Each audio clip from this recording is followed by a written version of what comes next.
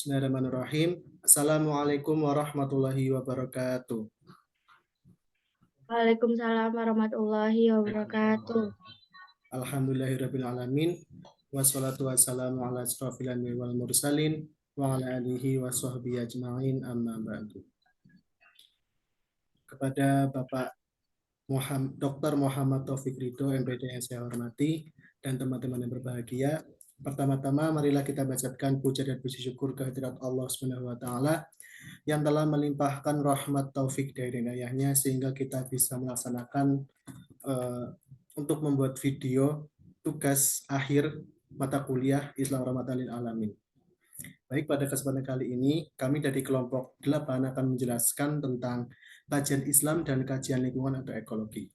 Sebelum kita memasuki ke dalam materi, alangkah baiknya saya untuk memperkenalkan anggota kelompok saya.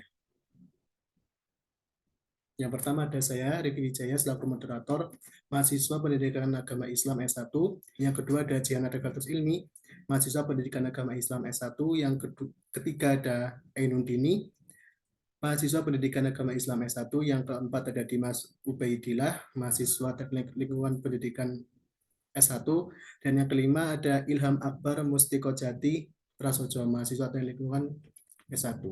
Baik, tanpa untuk mempersingkat waktu juga, saya akan menjelaskan tentang apa itu pengertian ekologi. Islam dengan rahmatan lil alamin atau rahmat untuk alam semesta harus disadari dengan sebagai kekuatan yang mampu mendorong manusia untuk membentuk sikap dan perilaku yang peduli terhadap kemaslahatan lingkungan. Meskipun sebenarnya persoalan pelestarian lingkungan dan larangan pengrusakannya telah tersaji dalam pesan-pesan Al-Quran, termasuk lingkungan dalam Al-Quran disebutkan dalam berbagai bentuk seperti Al-Amin atau spesies, Al-Sama atau ruang waktu, Al-Arad atau bumi, dan Al-Bi'ah atau lingkungan. Varian yang disebutkan dalam Al-Quran pada prinsipnya menggambarkan semangat rahmatan lil alamin, di mana lingkungan tidak hanya terkait dengan bumi tetapi mencakup semua alam, seperti planet, bumi, dan luar angkasa. Konsep ini tentunya mengacu pada pentingnya menjaga keseimbangan ekosistem di bumi dan sekaligus memiliki hubungan dengan ekosistem yang ada di luar bumi. Kewajiban manusia menjaga lingkungan tidak hanya di bumi, tetapi juga ke lingkungan planet lainnya. Konsep ini dapat ditelusuri melalui Quran Surah Al-Baqarah ayat 22 yang berbunyi, A'udzubillahi minasyaitonirrajim. Bismillahirrahmanirrahim.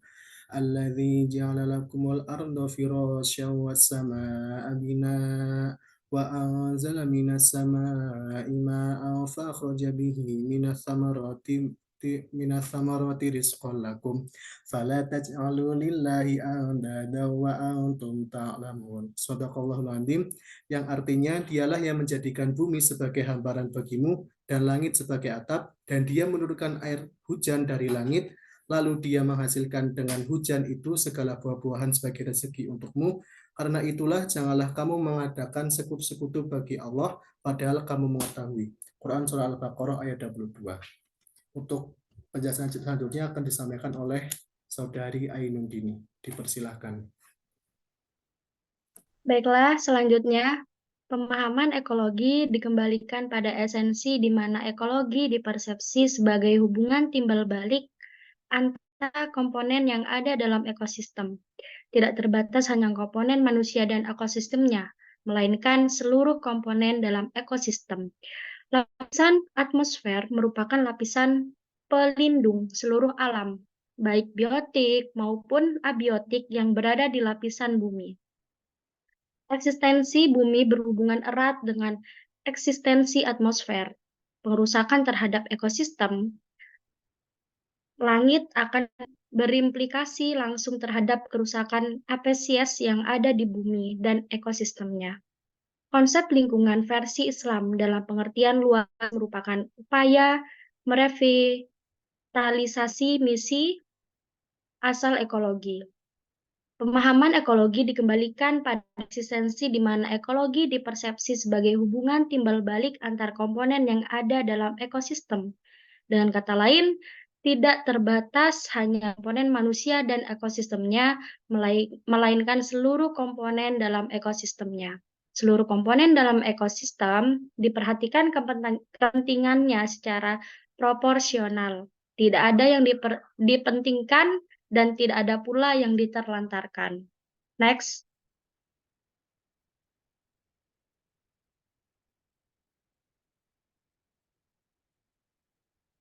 Baiklah, selanjutnya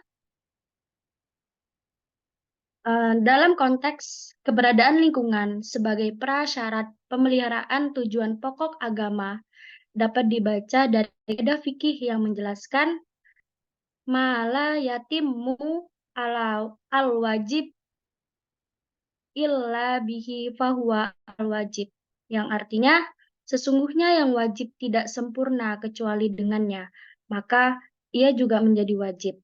Artinya, memelihara lingkungan adalah wajib dalam rangka memelihara agama. Kewajiban pemeliharaan terhadap jiwa sebagai tujuan pokok agama juga terkait dengan kewajiban memelihara lingkungan. Seperti tanah longsor, erupsi, lumpur lapindo, akibat eksploitasi lingkungan dan sebagainya merupakan bentuk-bentuk pengerusakan terhadap eksistensi jiwa manusia. Maka kewajiban untuk memelihara lingkungan pada dasarnya adalah kewajiban untuk memelihara jiwa manusia. Sehubungan dengan perintah ini, Allah Subhanahu wa Ta'ala melarang untuk melakukan pembunuhan dan eksploitasi lingkungan, seperti dijelaskan pada Quran Surat Al-Ma'idah ayat 32, yang berbunyi, A'udzu billahi minasyaitonir rajim. Bismillahirrahmanirrahim. Min ajli dzalika katabna ala bani Israil annahu man qatala nafsan bighairi nafsin aw fasadin fil ardi faka'annama qatalan nasa jami'an wa man ahyaha faka'annama ahyan nasa jami'an. Walaqad ja'atkum rusulana bil bayyinati tsumma inna katsiran minhum ba'da dzalika fil ardi lamusrifun. Yang artinya, oleh karena itu kami terapkan suatu hukum bagi Bani Israel bahwa barang siapa yang membunuh seorang manusia bukan karena orang itu membunuh orang lain atau bukan karena membuat kerusakan di muka bumi, maka seakan-akan dia telah membunuh manusia seluruh, dan barang siapa yang memelihara kehidupan manusia, maka seolah-olah dia telah memelihara kehidupan manusia semuanya. Dan sesungguhnya telah datang kepada mereka rasul-rasul kami dengan membawa keterangan-keterangan yang jelas. Kemudian banyak di antara mereka sesudah itu sungguh-sungguh melampaui batas dalam berbuat kerusakan di muka bumi ini. Quran Surat Al-Ma'idah ayat 32. Berkaitan dengan pemeliharaan jiwa, Islam juga memerintahkan untuk memelihara akal. Etikat agama terhadap kesehatan akal sangat terkait dengan kondisi tubuh yang sehat. Jawaban praktis adalah lingkungan yang bersih. Kondisi lingkungan yang bersih, baik, dan tidak tercemar adalah faktor utama dalam membentuk kesehatan yang baik. Dengan begitu, kewajiban atas pemeliharaan lingkungan sama halnya dengan kewajiban pemeliharaan terhadap akal. Sebagaimana agama dengan spirit rahmatan lil alamin, Islam meletakkan pemeliharaan lingkungan sebagai basis terhadap pemeliharaan tujuan pokok agama. Kemaslahatan lingkungan tidak hanya berimplikasi positif terhadap pemeliharaan lingkungan, kelangsungan hidup manusia, tetapi juga untuk lingkungan itu sendiri. Karena bagaimanapun alam memiliki massa dan kapasitas yang terbatas, meskipun ada asumsi alam itu akan kembali membangun ekosistemnya, kembali menjadi baik, namun harus disadari bahwa alam juga bersifat non-removable, yang tidak mungkin tergantikan. Kesinambungan alam ini sangat tergantung kepada moralitas manusia. Kepedulian dan sikap keyakinan ini tentunya tidak muncul begitu saja, tanpa harus disadari oleh keyakinan bahwa alam dan segenap isinya merupakan amanah yang wajib dipelihara dan dilestarikan. Secara teologis, manusia yang melakukan pengerusakan pada bumi berarti melakukan pengingkaran terhadap Tuhan, yang di dalam terminologi tauhid disebut kafir. Sementara dalam konteks fikih, perbuatan pengerusakan itu disebut haram dan konsekuensinya melakukan perbuatan haram adalah dosa. Sebaliknya, memelihara kelestarian alam adalah maslahat sebagai wujud dari iman dan orang yang melakukannya disebut mukmin. Perbuatan pemeliharaan sebagai bentuk kewajiban terhadap syariat adalah wajib dan rewardnya atau hadiahnya berupa pahala. Baik, itu saja dari saya. Baik, terima kasih Mbak Ainun. Sebelum kita masuk ke materi selanjutnya, kami dari kelompok 8 akan membagikan sebuah video tentang kejadian di alam sekitar.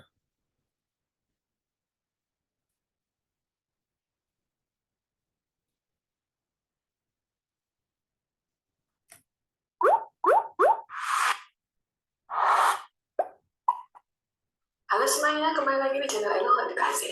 Permasalahan lingkungan hidup sekarang ini memang menjadi hal yang paling sering terjadi di dunia, khususnya Indonesia.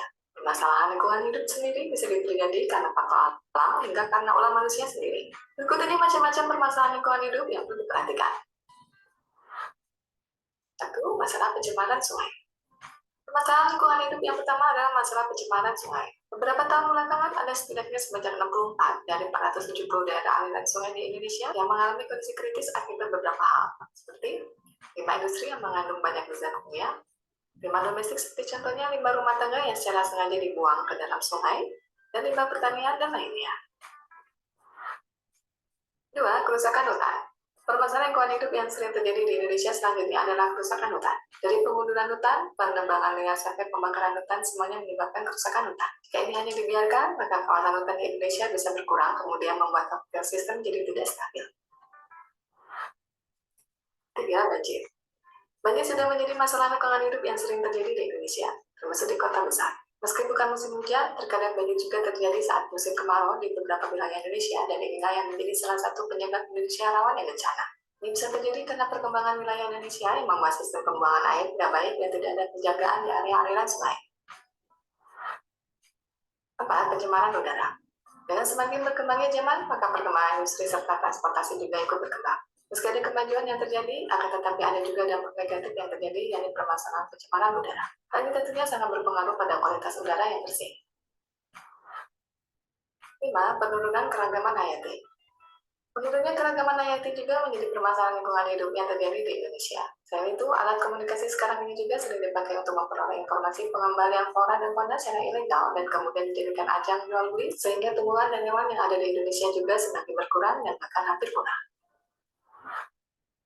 6. Sampah yang menumpuk. Pertumbuhan penduduk yang semakin meningkat sekarang ini menyebabkan sampah semakin menumpuk dan menjadi salah satu permasalahan lingkungan hidup di Indonesia. 7. Pencemaran tanah. Tidak hanya udara dan air yang bisa tercemar, namun tanah juga dapat tercemar akibat beberapa bahan yang bisa merusak kualitas tanah. Umumnya permasalahan lingkungan hidup ini terjadi karena tambang yang diambil terlalu berlebihan. Selain itu, pencemaran tanah juga bisa terjadi karena membuang sampah yang sudah diuraikan dan lain sebagainya. Itulah beberapa permasalahan lingkungan hidup yang perlu diperhatikan kalau pemerintah maupun masyarakat agar bisa ditangani dengan baik. Ada banyak hal yang memicu rusaknya lingkungan hidup. Penyebab pertama dari permasalahan lingkungan hidup adalah industri dan asap kendaraan. Nitrat logam berat serta plastik beracun menjadi salah satu penyebab utama dari pencemaran lingkungan hidup. Pencemaran udara juga bisa terjadi karena banyak racun dan gas dari industri serta pabrik dan juga sisa pembakaran bahan bakar. Selain itu, perubahan iklim dan pemanasan global juga bisa memicu kerusakan lingkungan hidup. Demikian pembahasan mengenai macam-macam permasalahan lingkungan. Semoga teman-teman juga turut berpartisipasi dalam menjaga lingkungan, misalnya dengan tidak membuang sampah sembarangan, mengurangi penggunaan plastik, dan gerakan menanam pohon. Tulis di kolom komentar contoh-contoh lainnya cara penanggulangan permasalahan lingkungan hidup ya. Semoga informasi ini bermanfaat dan jangan lupa untuk like, dan share, serta subscribe. Halo Edukasi, sampai jumpa di video selanjutnya. Baik, itu merupakan sebuah contoh video tentang kerusakan lingkungan hidup, dan untuk penjelasan selanjutnya yaitu tentang kerusakan lingkungan hidup dan penyebabnya akan disampaikan oleh Saudara Ilham.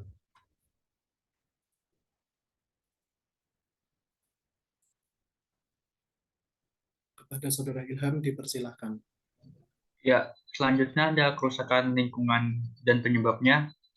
Perumusan mengenai lingkungan hidup. Yang pertama, ST Munajat dan Nusa Putra, lingkungan ditafsirkan dengan semua benda sekaligus kondisi yang tidak bisa dilepaskan seluruh aktivitas manusia. Dalam lingkungan yang mencakup segala benda dan kondisi yang tidak dapat dipisahkan dari semua aktivitas manusia seperti udara, tanah, air, serta aspek sosial dan ekonomi yang memengaruhi kehidupan sehari-hari. Lingkungan ini membentuk konteks tempat manusia tinggal dan berinteraksi. Yang kedua, Emil Salim, lingkungan dimaknai sebagai benda, keadaan, pengaruh yang terdapat pada ruangan yang diami dan saling mempengaruhi antar sesama termasuk kehidupan manusia. Dalam lingkungan, konteks ruangan yang didiami mencakup segala benda, keadaan, dan pengaruh di sekitarnya yang memengaruhi kehidupan manusia, misalnya furnitur, pencahayaan, suhu udara, serta interaksi sosial antar penghuni ruangan tersebut merupakan bagian dari lingkungan yang saling memengaruhi. Next.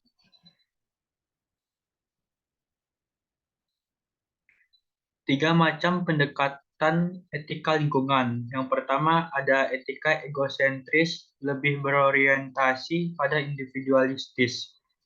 Dalam lingkungan merujuk pada pandangan atau tindakan yang didasarkan pada kepentingan pribadi tanpa mempertimbangkan dampaknya pada lingkungan atau orang lain. Contohnya adalah penolakan untuk mengurangi penggunaan plastik meskipun mengetahui dampak negatifnya terhadap ekosistem semata-mata karena kenyamanan pribadi. Yang kedua, etika homosentris yang mengarah pada kepentingan kehidupan masyarakat. Dalam lingkungan mengacu pada pandangan etika yang menempatkan manusia sebagai bagian integral dari ekosistem dan menekankan keseimbangan dan keberlanjutan antara manusia dan lingkungannya. Contoh etika homosentris termasuk upaya untuk mengurangi jejak ekologis, menjaga keanekaragaman hayati, dan menghormati hak-hak semua makhluk hidup dalam ekosistem. Etika ini mendorong tanggung jawab kolektif dalam menjaga keseimbangan alam demi keberlanjutan hidup semua untuk kehidupan.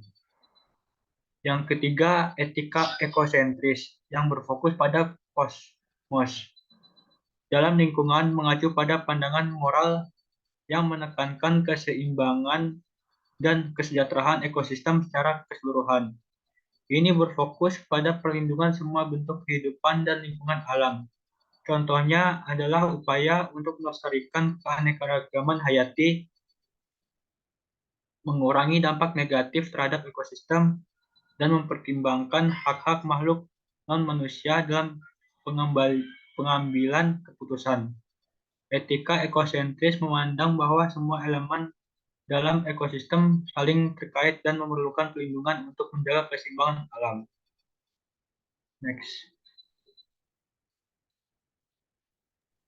Baik, sebelum kita masuki ke peran Islam dalam memperbaiki lingkungan, ada video lagi tentang cara atau peran umat manusia atau cara untuk menjaga lingkungan sekitar agar tetap baik, seperti itu.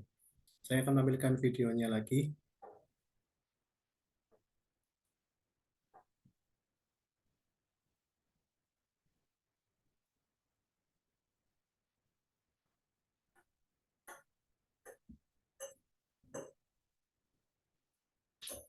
Sebentar.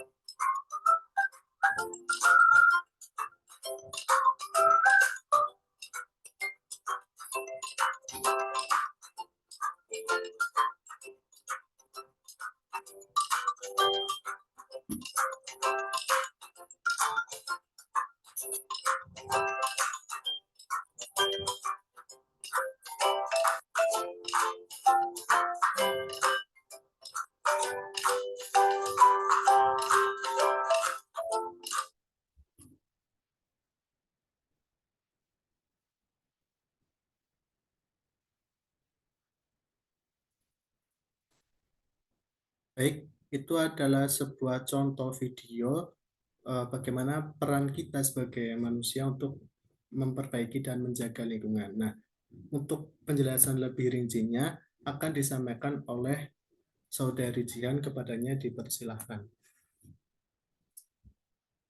Oke, baik. Selanjutnya yaitu adalah peran Islam dalam memperbaiki lingkungan. Nah, di Al-Quran banyak sekali ayat-ayat yang menyinggung tentang masalah lingkungan hidup. Hal ini bermakna bahwa Al-Quran mempunyai kekhawatiran terhadap masalah ini. Misalnya, bahwa Al-Quran dengan sangat tegas memberikan ganjaran atau hukuman yang berat terhadap orang-orang yang merusak lingkungan. Hal ini dijelaskan pada surah Al-Baqarah ayat 205 sampai 206 yang berbunyi, Bismillahirrahmanirrahim. Wa idza qila lahu ittaqillaha akhadhatul 'izzatu bil itsmi fahasbuhu jahannam wa labi'sal mihad. Wa minan nasi man yashri nafsahu ibtigha'a mardatillah wallahu ra'ufun bil 'ibad. Yang artinya, dan apabila ia berpaling dari kamu, ia berjalan di bumi untuk mengadakan kerusakan padanya dan merusak tanam-tanaman dan binatang ternak, dan Allah tidak menyukai kebinasaan. Dan apabila dikatakan kepadanya, bertakwalah kepada Allah, bangkitlah kesombongannya yang menyebabkannya berbuat dosa. Maka cukuplah balasannya neraka jahanam, dan sungguh neraka jahanam itu tempat tinggal yang seburuk-buruknya. Quran Surah Al-Baqarah ayat 205 sampai 206. Nah, perhatian Al-Quran yang khusus tentang lingkungan hidup ini tidak hanya terkait dengan larangan ataupun anjuran yang baik dan buruk, tetapi ternyata lebih dari itu. Al-Quran ini mempunyai pandangan yang spesial terkait dengan lingkungan hidup. Nah, dorongan Al-Quran agar memperhatikan lingkungan alam adalah agar manusia itu dapat mengelola alam dengan sebaik-baiknya. Misalnya, Al-Quran memotivasi manusia agar memperhatikan bagaimana ia diciptakan, bagaimana gunung ditinggikan, dan bagaimana bumi dihamparkan. Dengan demikian, manusia itu harus mengadakan riset-riset.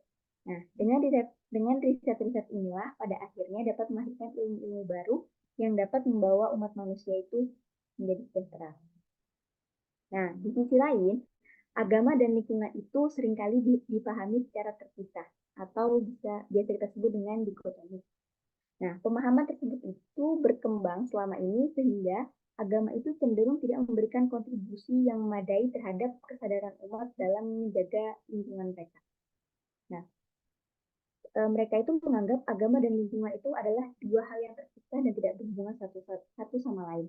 Padahal sebenarnya antara agama dan lingkungan hidup ini terdapat hubungan yang sangat erat, khususnya pada kontribusi agama dalam mempengaruhi perilaku manusia terhadap tingkah lakunya dalam menjaga dan melestarikan lingkungan hidup di sekitarnya. Nah, ada beberapa hal yang perlu diambil dalam masalah lingkungan hidup, yaitu ada 3. Yang pertama adalah kita memandang masalah lingkungan hidup ini sebagai masalah dunia atau teologi, yang mana tidak hanya masalah politik, ekonomi, dan teknologi saja. Mengingat dampak kerusakan lingkungan hidup ini juga memberi ancaman terhadap kepentingan agama dan juga umat manusia itu sendiri. Nah, yang kedua, yaitu kita menyadari bahwa pembangunan ekonomi di negara kita dan khususnya pembangunan industri ini memang diperlukan. Tetapi tetap harus kita sadari, kita perlu menghindari pengaruh-pengaruh yang merugikan umat manusia secara luas, baik itu dalam jangka pendek maupun jangka panjang. Atau paling tidak kita bisa mencegah agar pengaruh negatif itu tidak terjadi. Nah, kemudian yang ketiga yaitu adanya keterlibatan para tokoh dan lembaga-lembaga keislaman dalam berbagai kegiatan dan upaya-upaya penanggulangan lingkungan hidup. Ini dengan memasukkan masalah lingkungan hidup sebagai salah satu program-program di organisasinya.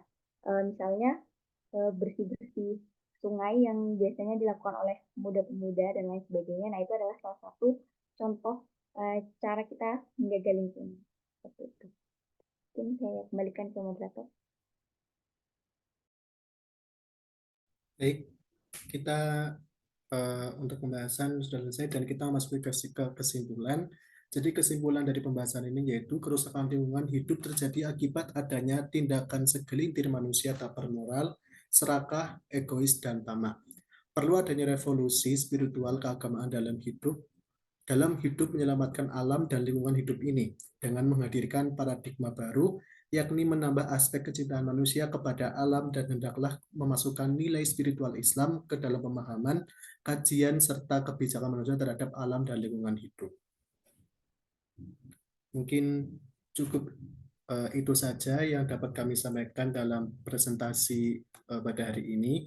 Mohon maaf jika ada kesalahan. Saya sebagai moderator menutup presentasi hari ini. Wassalamualaikum warahmatullahi wabarakatuh. Waalaikumsalam.